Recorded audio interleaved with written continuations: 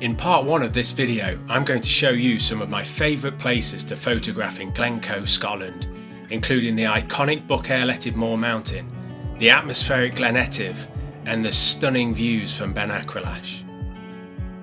The area of Glencoe offers breathtaking landscapes and a mix of rugged mountains, peaceful lochs and winding valleys, making them ideal for capturing the beauty of the Scottish Highlands. The ever-changing weather and light conditions in Glencoe provide a unique opportunity to capture diverse and stunning images of this enchanting region. Whether photographing at sunrise, sunset, or under moody skies, Glencoe offers endless opportunities for photographers to showcase the natural beauty of Scotland.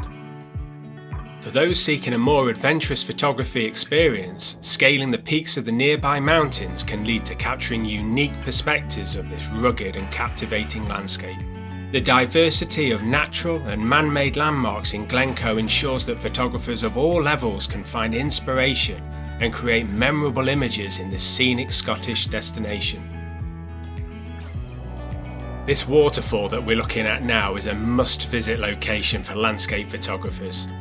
If you head down the Glen Etiv road and park just before the first bridge, you'll find it. Now, the waterfall is one of the most iconic compositions in Glencoe, making it a dream destination for landscape photographers. In the background it has the buckle, which gives the falls the perfect backdrop.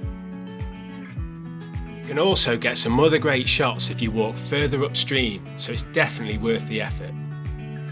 On this occasion, I was fortunate to visit after a heavy fall of snow, which adds a totally different atmosphere to these compositions. If you continue further down the Glen Etiv road, which is approximately 12 miles long, you'll find many more compositions to be had. This dead-end single-track drive has to be one of the most beautiful road trips in Scotland. Not only is it great for landscape photography, it also has its fair share of wildlife. Keep your eyes peeled for the red deer as you drive further down the glen.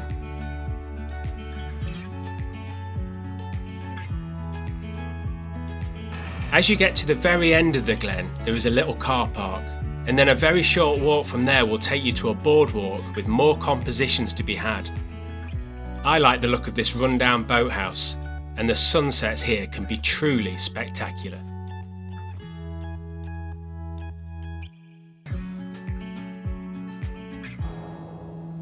We'll head back up the Glen Etiv road now and we'll go to our final destination, which is Ben Acrelach. The summit of Ben Acrelach is a good spot on a clear day to take in the amazing views of Buc Airletiv Moor. As you can see, I didn't get great conditions, but the mist did start to clear. To start the walk up Ben Acrelach, I parked at Altnafe. It's not a particularly long walk, but it is quite difficult, especially if you are carrying a lot of equipment. Good footwear is definitely recommended. When I got to the top and waited for the mist to clear, I had a go at doing a quick pano. I'll put it up now. Join me next week for part 2, where we'll be looking at some other great places to photograph in and around Glencoe. Don't forget to subscribe, and thanks for watching.